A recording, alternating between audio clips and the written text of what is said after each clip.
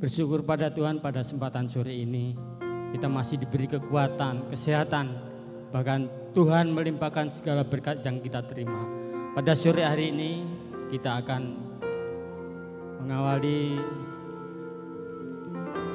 pujian yang Tuhan sudah berikan bagi kita semua. Mari kita angkat pujian berkata bahwa persembahan.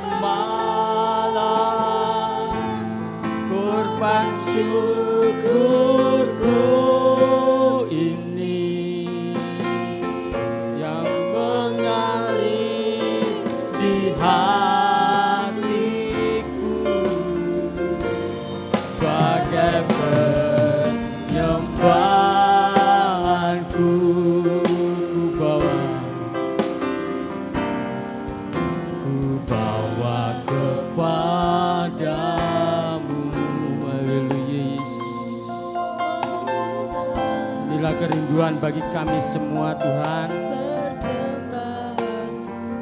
umat-Mu yang rindu akan firman Tuhan, mereka membawa korban syukur yang telah Engkau berikan bagi kami semua Tuhan. Haleluya.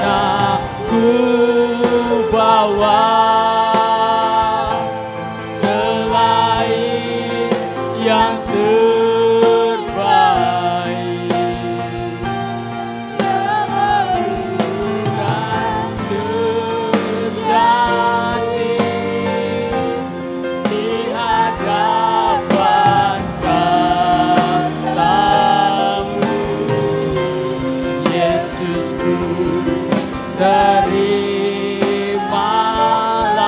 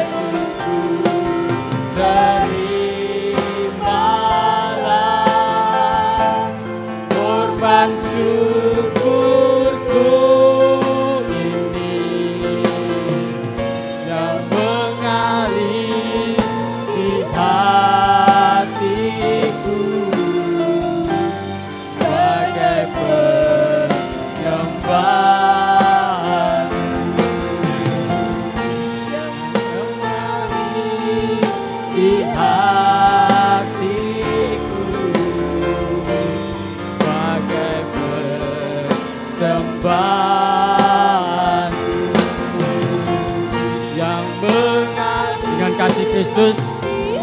Nanti Kak Febri ingin memimpin dalam doa. Sebagai persembahanku.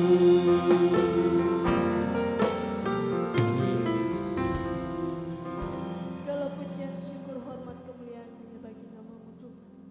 Terima kasih buat kebaikan Tuhan dalam kehidupan kami. Kami boleh ada sampai saat hari ini. Itu semua karena cinta kasih sayang Tuhan yang begitu besar dalam setiap kehidupan kami. Di sore hari ini Tuhan, kami anak-anak-Mu rindu memuji dan memuliakan nama-Mu. Biarlah Engkau mau mengurapi kami para pelayan, mengurapi umat-umat-Mu. Biarlah Allah Roh Kudus yang bekerja. Lewat ibadah ini kami boleh mendapatkan suatu berkat yang luar biasa. Kami boleh menikmati berkat yang daripada Tuhan. Kami boleh menikmati hadirat-Mu. Hadirlah Engkau di tempat ini Tuhan. Terima kasih Bapa. Kami percaya Tuhan beserta dengan kami. Kami serahkan ibadah ini. Kami bukanya di dalam nama Tuhan Yesus Kristus.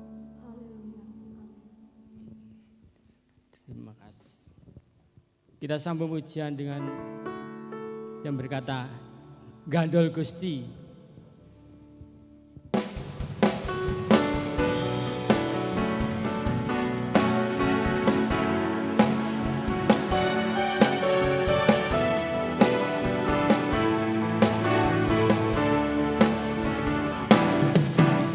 Gusti, Gusti, saben dina direwangi gandol Gusti, gandol Gusti, gandol Gusti, gandol Gusti, saben dina direwangi gandol Gusti. Kula amung percaya ora bakal cilaka nanging uripku mulya selamina. Atiku rasa tentrem, atiku saya seneng, saben dina kula nggih gandol Gusti, gandol Gusti. Gusti, gandol Gusti, gandol Gusti. Saben dina direwangi gandol Gusti, gandol Gusti, gandol Gusti, gandol Gusti. Saben dina direwangi gandol Gusti. Kula ampun percaya ora bakal cilaka nanging uripku mulya selamina. Atiku rasa tentrem, atiku saya seneng, saben dina kula nggih gandol Gusti.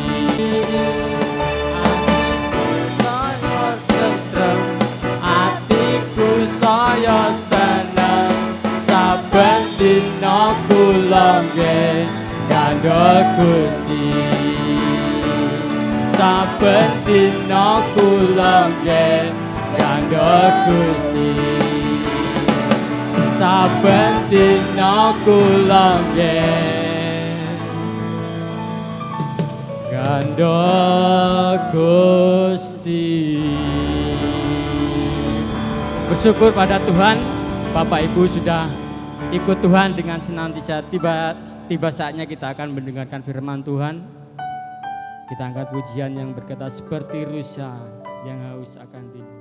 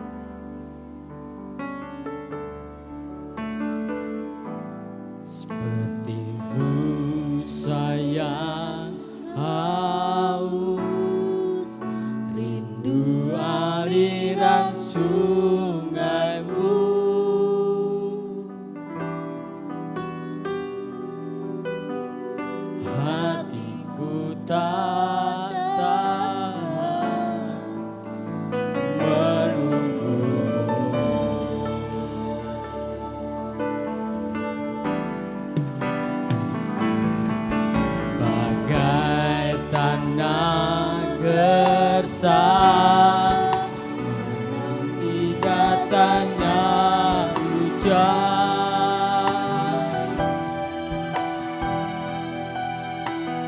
Begitupun jiwaku, Tuhan,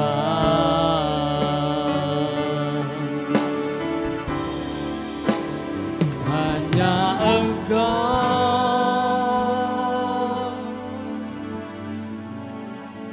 pribadi yang mengenal hatiku.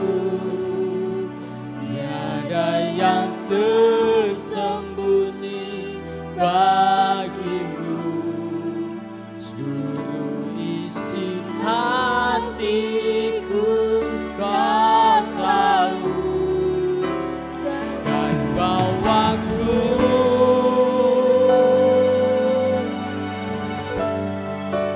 untuk lebih dekat lagi padamu, hingga dalam indahnya dekapan kasih-Mu.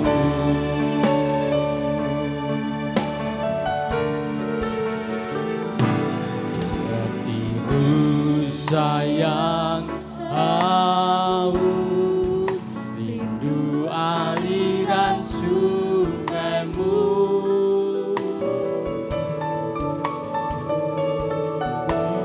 hatiku tak tahan menunggu-Mu.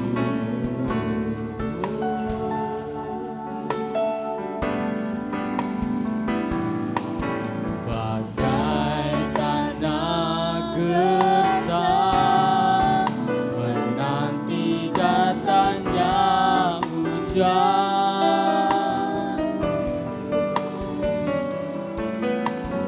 begitupun jiwaku, Tuhan,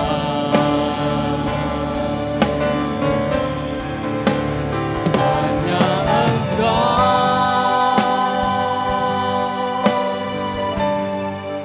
pribadi yang mengenal hatiku. Tiada yang tersembunyi bagimu, seluruh isi hatiku Kau tahu, dan bawaku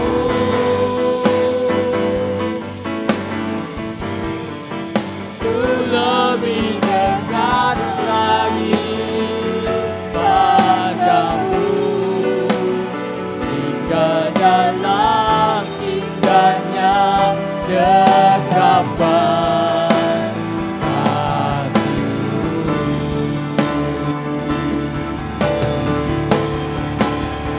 Hanya Engkau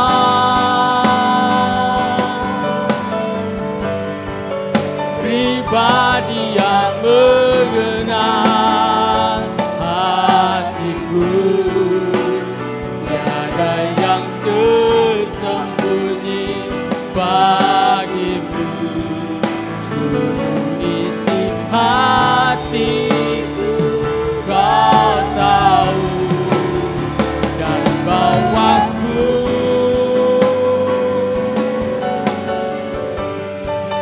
untuk lebih dekat lagi padamu, tinggal dalam indahnya dekapan kasih-Mu, tinggal dalam indahnya dekapan kasih-Mu, tinggal dalam. Waktu selanjutnya kami serahkan pada yang banyak, yang Kau nantikan Tuhan. Indahnya dekapan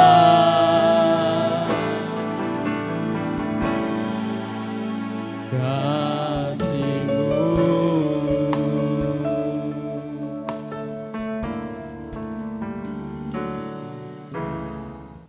Mari kita satu dalam doa. Terima kasih Tuhan, kami bersyukur buat hari ini Tuhan, Engkau boleh berikan kami kesempatan untuk kembali mendengarkan kebenaran firman-Mu Tuhan. Kami percaya ketika dimanapun kami berada, ketika kami mendengarkan kebenaran firman-Mu Tuhan, hidup kami diberkati Tuhan. Kami akan mendapat kekuatan yang baru. Urapi hamba-Mu yang akan membawakan kebenaran firman-Mu, biarlah apa yang dia katakan, apa yang dia sampaikan itu sesuai dan seturut dengan kehendak Tuhan saja. Terima kasih Tuhan, ini yang menjadi doa kami, dalam nama Tuhan Yesus kami sudah berdoa, haleluya, amin. Puji nama Tuhan, bersyukur kepada Tuhan, kita boleh ada lagi pada sore hari ini, semua hanya karena kebaikan Tuhan. Puji Tuhan, kebenaran firman Tuhan pada sore hari ini saya berikan judul dari kekosongan menuju kelimpahan. Sekali lagi judulnya dari kekosongan menuju kelimpahan. Kita akan sama-sama belajar, kita akan buka firman Tuhan dalam Lukas pasalnya yang ke-15 ayatnya yang ke-14. Sekali lagi Lukas pasalnya yang ke-15 ayatnya yang ke-14 saya akan bacakan untuk kita semua. Setelah dihabiskannya semuanya timbullah bencana kelaparan di dalam negeri itu. Dan ia pun mulai melarat. Puji Tuhan. Nah, Bapak Ibu Saudara sekalian yang dikasihi Tuhan, dimanapun kita dapat menyaksikan tayangan ini, dalam setiap kehidupan kita sebagai anak-anak Tuhan, ada kalanya kehidupan kita itu pasti mengalami yang namanya kekosongan.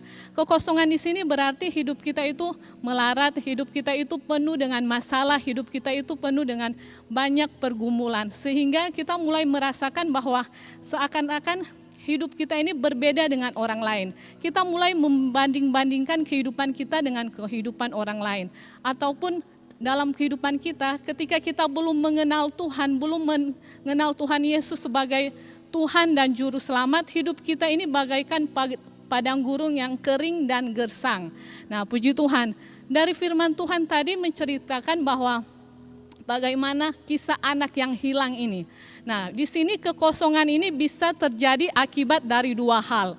Yang pertama, kekosongan bisa terjadi karena diri kita sendiri. Seperti yang sudah kita baca, kalau kita pernah membaca kisah dari anak yang hilang ini, bagaimana dia kehidupannya ini sudah enak, sudah hidup di rumah bapaknya. Tapi karena keinginannya sendiri, dia rela meninggalkan kelimpahan yang sudah Tuhan sediakan di rumah bapaknya demi mencari kesenangan sesaat. Yang kedua, kekosongan ini bisa terjadi karena memang ini adalah jalan Tuhan supaya kita mengalami kelimpahan yang sejati. Nah, dari anak yang hilang ini kita bisa lihat kekosongan yang terjadi akibat diri sendiri. Nah, keputusan yang benar akan berpengaruh kepada kehidupan kita di masa depan, seperti anak yang hilang. Dia tidak sadar ketika dia mengambil sebuah keputusan bahwa keputusan yang diambil ini adalah salah. Dia tidak berpikir dengan panjang, sehingga akhirnya ketika dia sudah meninggalkan kehidupannya yang mewah, kehidupannya yang enak di rumah bapaknya, dia malah justru bukan mengalami kesenangan, tapi malah hidupnya tambah melarat, malah mengalami kekosongan yang sangat luar biasa. Itu terjadi akibat dirinya sendiri. Nah, dalam kehidupan kita sendiri, ada kalanya Tuhan izinkan kita untuk mengalami kekosongan, supaya kita menemukan kelimpahan sejati. Nah, di sini saya akan ajak kita semua untuk belajar dari beberapa tokoh Alkitab, bagaimana kehidupan mereka ketika mereka mengalami suatu kekosongan, tapi Tuhan membawa mereka mengalami suatu kelimpahan yang sejati. Kelimpahan sejati hanya akan ditemukan ketika kita mengalami kekosongan yang mutlak atau kekosongan yang seutuhnya. Tuhan akan memberikan kita kelimpahan yang sejati. Nah, puji Tuhan. Nah, saat ini kita akan belajar dari beberapa tokoh Alkitab yang mengalami kekosongan. Nah, yang pertama adalah Yusuf. Saya percaya kita semua pasti mengenal yang namanya Yusuf. Bagaimana kita tahu ceritanya, Yusuf ini adalah seorang anak dari 12 bersaudara. Kehidupannya dia ini pernah bermimpi bahwa dia akan menjadi penguasa kedua di tanah Mesir pada waktu itu. Tapi ketika dia menceritakan kepada saudara-saudaranya, justru saudaranya ini menghina dia, bahkan menertawakannya pada waktu itu. Mereka tidak percaya, bahkan mereka dengan sangat kejam berencana untuk membunuh Yusuf. Bahkan mereka dengan sengaja memasukkan Yusuf ke dalam sumur. Nah, tapi itulah keajaiban Tuhan. Saya percaya Yusuf tidak pernah membayangkan bagaimana sebelum ketika dia bermimpi dia akan menjadi seorang penguasa kedua di tanah Mesir. Sebelumnya dia harus mengalami yang namanya kekosongan pada waktu itu. Dia harus melewati suatu pergumulan yang sangat berat.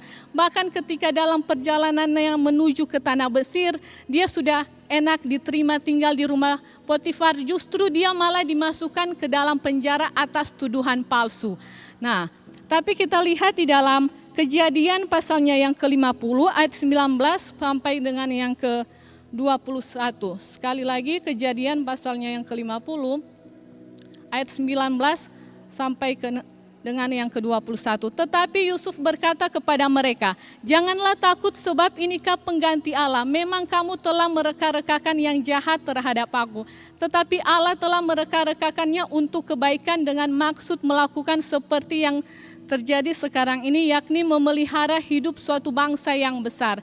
Jadi janganlah takut aku akan menanggung makananmu dan makanan anak-anakmu juga." Demikian ia menghiburkan mereka dan menenangkan hati mereka dengan perkataannya. Siapa yang sangka ketika Yusuf mengalami suatu masa yang sukar, suatu kekosongan yang sangat luar biasa, akhirnya Tuhan membawa dia tiba pada suatu kelimpahan, yaitu dia diberkati untuk menjadi berkat. Bahkan keluarganya sendiri, saudara-saudaranya sendiri yang sudah jahat, begitu jahat dalam kehidupannya, dia masih rela untuk berbuat baik dalam kehidupannya. Yusuf tiba pada suatu kelimpahan yang sejati, yang sudah Tuhan sediakan dalam kehidupannya. Tapi bagaimana dalam kehidupan kita? Apakah ketika kita mengalami suatu kekosongan, kita bersikap seperti yang Yusuf alami? Dia tetap taat kepada Tuhan meskipun dia mengalami kekosongan, meskipun dia mengalami masa-masa yang sukar. Dalam masa yang sukar Yusuf tetap percaya kepada Tuhan. Yusuf tetap memberikan pengharapannya kepada Tuhan. Nah, yang kedua kita akan belajar bagaimana dari kekosongan ini menuju kelimpahan. Ini yang kedua, ini kekosongan terjadi akibat dari diri sendiri. Yang kedua yaitu Naomi. Kita lihat dalam Rut pasalnya yang pertama, sekali lagi Rut pasalnya yang pertama ayatnya yang ke-20 sampai dengan 21. Tetapi ia berkata kepada mereka, "Janganlah sebut aku Naomi, sebutkanlah aku Mara, sebab yang Maha Kuasa telah melakukan banyak yang pahit kepadaku. Dengan tangan yang penuh aku pergi, tetapi dengan tangan yang kosong Tuhan telah memulangkan aku. Mengapakah kamu menyebutkan aku Naomi? Karena Tuhan telah naik saksi menentang aku, dan yang Maha Kuasa telah mendatangkan malapetaka kepadaku." Nah, ketika Naomi ingin kembali ke Bethlehem, dia bukan kelimpahan yang dia rasakan, tetapi kekosongan. Nah, bagaimana Naomi ini merasa bahwa ia telah tiba pada suatu titik kekosongan. Dia telah tiba pada suatu titik terendah. Bahkan ketika dia kembali ke tempat asalnya, tetangganya sendiri bahkan menghina dia. Tapi kita lihat lagi, kenapa peristiwa ini bisa terjadi dalam keluarga Naomi? Bukankah keluarga Naomi ini adalah keluarga yang takut akan Tuhan? Nah, pada suatu hari ini latar belakang dari cerita Naomi ini, mereka pengen hijrah pergi ke negeri Moab. Karena pada waktu itu Bethlehem ini terjadi suatu kelaparan. Nah, keluarga Elimelek ini hijrah ke Moab. Elimelek ini adalah seorang suami dari Naomi. Tapi kita lihat yang terjadi bukan suatu kelimpahan yang mereka dapatkan di negeri Moab, tapi suatu kekosongan, suatu kemalangan, suatu masa yang sukar. Nah, kenapa peristiwa ini bisa terjadi? Bukankah keluarga Elimelek atau keluarga Naomi adalah keluarga yang takut akan Tuhan? Nah, kita lihat di sini Elimelek selaku kepala keluarga, ketika mereka mengambil keputusan, Elimelek ini tidak pernah bertanya kepada Tuhan. Dia tidak pernah bertanya apakah keputusan yang dia ambil ini sudah benar atau tidak. Nah, seperti yang saya katakan tadi, keputusan yang kita ambil saat ini itu akan menentukan kehidupan kita di masa depan. Nah, puji Tuhan. Nah, di Moab ini keluarganya Naomi ini sudah tidak beribadah lagi kepada Tuhan. Mereka mengikuti arus orang Moab yang menyembah berhala pada waktu itu. Nah, keluarga ini tidak lagi mengandalkan Tuhan. Mereka mengandalkan kekuatan sendiri. Nah, padahal arti nama Elimelek ini, arti nama dari suaminya Naomi ini adalah Tuhan dan Rajaku. Tetapi Elimelek ini sudah tidak menjadikan Tuhan yang dia sembah di Bethlehem itu sebagai Tuhan dan Rajanya. Mereka sudah mengikuti arus orang Moab untuk menyembah berhala. Tapi kita lihat Tuhan itu sangat baik dalam kehidupan keluarganya Naomi.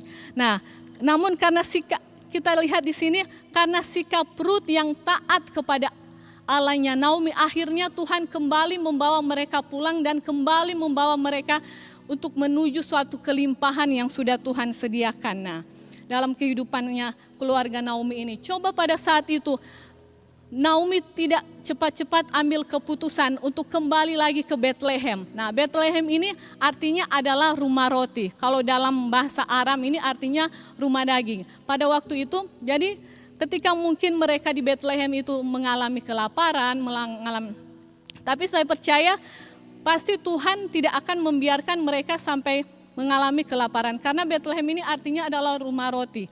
Nah, puji Tuhan. Nah, ketika mungkin itu akibatnya ketika keluarga Elimelek ini lari dari pergumulan yang proses dari Tuhan. Nah, ketika mungkin mereka tetap tinggal di dalam Bethlehem, tetap tinggal sudah Tuhan tempatkan di Bethlehem, mereka mungkin tidak akan mengalami kemalangan yang terjadi di Moab. Di Moab, suaminya Naomi meninggal, bahkan diikuti oleh kedua anak-anaknya yaitu Mahlon dan Kilion. Tapi Tuhan itu baik dalam kehidupan Naomi dan keluarganya karena sikap Rut yang taat kepada Allah Naomi, penundukan kepada Allahnya Naomi. Demikian pun dalam kehidupan kita, ketika kita tetap taat kepada Tuhan, ketika kita tetap berpegang teguh kepada Tuhan, kita tetap di jalurnya Tuhan, pada jalan yang benar kepada Tuhan, Tuhan pasti akan kembali membawa kita ke dalam kelimpahan yang sejati. Mungkin siapa sih yang di antara kita itu tidak pernah berbuat kesalahan, tidak pernah melakukan kesalahan seperti yang sudah dilakukan oleh keluarga Naomi. Tapi ketika kita melakukan kesalahan dan kita sadar, kita cepatlah kembali kepada Tuhan. Cepat kembali ke jalan yang benar sebelum terlambat. Sehingga kita lihat dalam keluarganya Naomi, Tuhan kembali membawa mereka kepada kelimpahan yang sejati. Nah, puji Tuhan. Yang ketiga, ini adalah teladan yang sangat baik dalam kehidupan kita. Bagaimana kehidupannya dari kekosongan, mengalami kelimpahan terus menuju kekosongan. Nah, hanya karena kehidupan kita sebagai manusia. Yaitu yang ketiga adalah Yesus. Kita lihat dalam Filipi pasalnya yang kedua ayatnya yang ke-7. Filipi pasalnya yang kedua ayatnya yang ke-7. Melainkan telah mengosongkan dirinya sendiri dan mengambil rupa sebagai hamba dan menjadi sama dengan manusia. Nah, puji Tuhan. Nah, Yesus ini adalah teladan yang baik, teladan yang sangat sempurna, bahkan bagaimana hidupnya itu dikosongkan. Kekosongan Yesus terjadi saat dia menuju ke kayu salib. Nah, kenapa kekosongan Tuhan Yesus ini bisa terjadi? Supaya hidup kita ini sebagai manusia itu mendapat kelimpahan yang sejati dari Tuhan. Nah, akan tetapi Yesus datang ke dunia ini sebagai seorang bayi, dia telah mengosongkan dirinya. Bahkan dia menjadi sama rupanya sebagai kita, menjadi sama dengan kita sebagai manusia. Padahal dia itu adalah raja di atas segala raja. Kita lihat teladan Yesus yang sangat luar biasa dalam kehidupannya. Dia rela mengosongkan dirinya untuk apa? Supaya hidup kita sebagai manusia mengalami kelimpahan yang sejati. Nah, dia tidak ingin kita itu terus-terusan hidup di dalam dosa. Nah, ekspresi tertinggi yang Tuhan Yesus ekspresi tertinggi tentang Yesus mengosongkan dirinya adalah ketika dia tergantung di kayu salib dan dia mengatakan bahwa Allahku, Allahku, mengapa engkau meninggalkan aku? Di situ Yesus merasa sendiri, di situ Yesus bagaimana dia harus mengalami kesakitan ketika dia berada di kayu salib.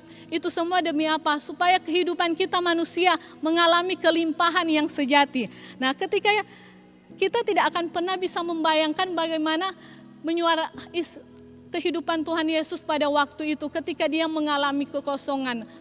Kita mungkin pernah mengalami kekosongan, kita mungkin pernah mengalami yang namanya masa-masa sukar.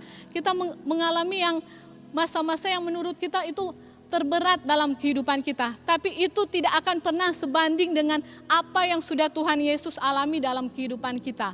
Nah, puji Tuhan. Dengan apakah kita mau membalas setiap kebaikan Tuhan Yesus?